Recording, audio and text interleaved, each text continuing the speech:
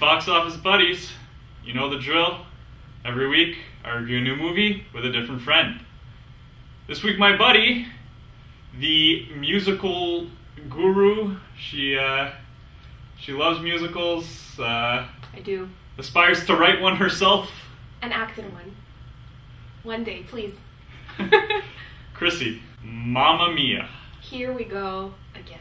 Yes, so Mamma Mia 2. And, basically you had the first one, which I'm not going to get too much into the story, but this one kind of serves as a sequel / prequel. So it's like it's the Godfather 2 of musicals, if you will.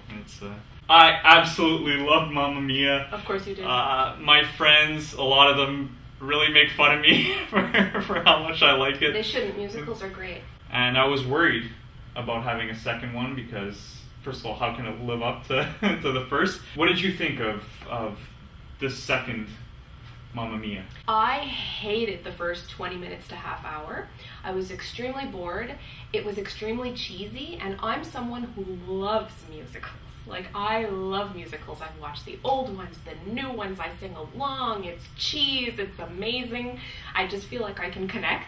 But I thought that the first 3 or 4 songs were poorly chosen, oddly executed. The characters began singing at random moments, which is musical exactly. style. But listen, I've watched a lot of musicals. It was awkward when they started singing. It didn't feel as natural, maybe, as it usually does. But it started turning around. And when it did turn around, it started picking up a little bit into the movie, and the characters, I kind of felt, fell more into their roles. The song choices became better. And then it was good. So by the end of the movie, I was overall pleased, and I would watch it again with friends because it's fun. Yeah, I mean, you mentioned not liking the first quarter of the movie or whatever. I liked it. It actually felt more. I thought the beginning part felt more like the first Mamma Mia, where it's more corny, it's more fun, and I just had a smile on my face while watching it. Mm-hmm. And yeah, I mean, you mentioned how cheesy it was. It was pretty cheesy. Very cheesy. But that's what the musicals, especially that kind of musical, I feel like that's what it's supposed to be. I love me some cheese, okay, but this was making me barf, so listen. Oh no, I was having fun. I appreciated the cheesiness. Yeah. I enjoyed the first half, but like you said, it does differ from the first one, because the first one, I remember being in the theater and watching it, and I had a smile on my face the whole way through. I really did enjoy the first one, and it just made me feel really happy by the end of the movie. This one does take a different direction. Not to say that it's a depressing movie or anything. No, but there's more heartstring pulls. It is actually emotional, and there are some meaningful themes and things like that are brought up. Yeah. We can talk about the acting. I mentioned that Meryl Streep is in the first one maybe my favorite actress. So to have a prequel where you have an actress playing the younger version of her, those are some big shoes to fill. Yes. Lily James. Amazing. I think she lot of studied talent. her. I think she studied her. She studied Meryl Streep's every move, every gasp, facial expression, the way she delivered her sentences, the way she acted. I felt like if you could have taken Meryl Streep and made her young again, there couldn't have been anybody to do it better. I agree, but at the same time, I don't feel like it felt like play acting either. It didn't look like she was trying to imitate. No. She did make it her own. And I did believe her as a young Meryl, definitely. And if she hadn't done a good job, the movie would have been terrible. That's possible, yeah. I also felt, if we're still talking about the acting, that the 3 men did a great job. They did in the first one. They're funny, they're silly, they're lighthearted. Pierce Brosnan, Stellan Skarsgård, and Colin Firth. Yeah, and they have a good chemistry between each other too, I find. Like they were funny. You felt like they knew each other, and they were like joking around with each other. Well, one of the biggest improvements on this was that they didn't get Pierce Brosnan to sing very much, so... He did sing, a little bit. Exactly. They kept it to a very bare minimum. Yeah. I think that was, actually, it helped the movie. I'm a big Amanda Seyfried fan. She did a good job again. Not a standout role the way Lily James is. No, but also she had a smaller role, and she was not the main actress in this movie, so... Right. Yeah. Right. And then, you've got Andy Garcia. I was really confused about his character the whole time. He was put in this movie solely for the end.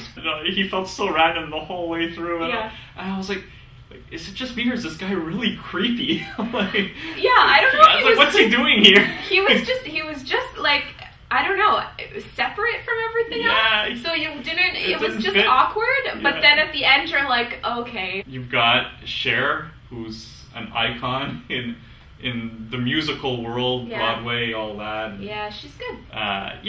She's one of those parts of the movie that makes you feel happy again. And also what I liked about Cher, if I may go for it. The Botox. Usually when they kind of like put, I don't want to say product placement, but like when they put a star like that in a movie like this, because they're so huge, they tend to steal the show. But I didn't feel like she stole the show. I felt like she still added to the movie and her character was still part of the movie. So Cher is not known as the greatest actress of all time, but what I liked about it... She did win an Oscar. She did win an Oscar, that's true.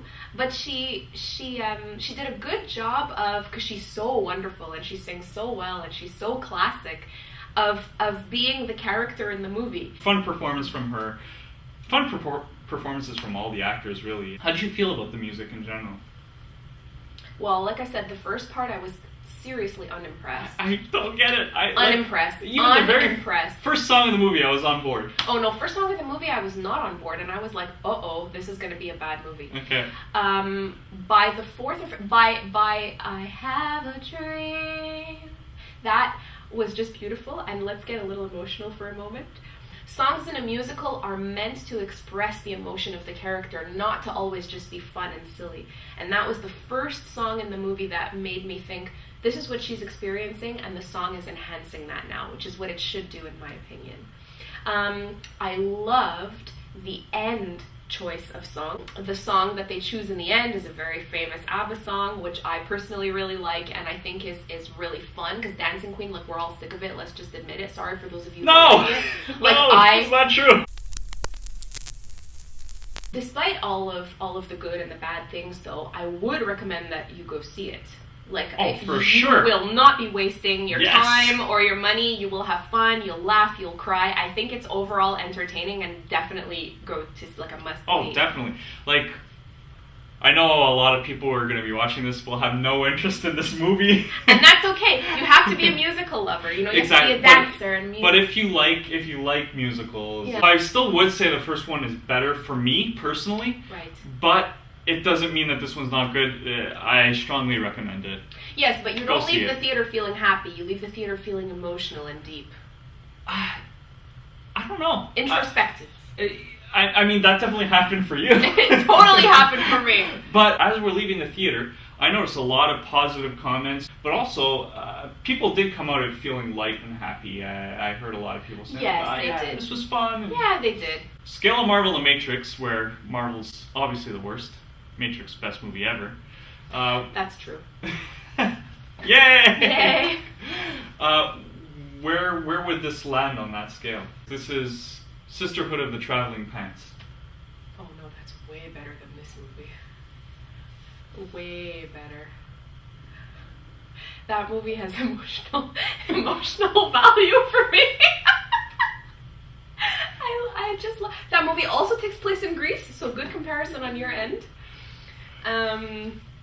Okay, so Marvel to Matrix, I guess I would say that this movie is... What's the... Austin Powers. Make sure you like this video, subscribe to the channel, and share the video. Make sure you let all your friends know how good Mamma Mia 2 is. And we'll be seeing you soon.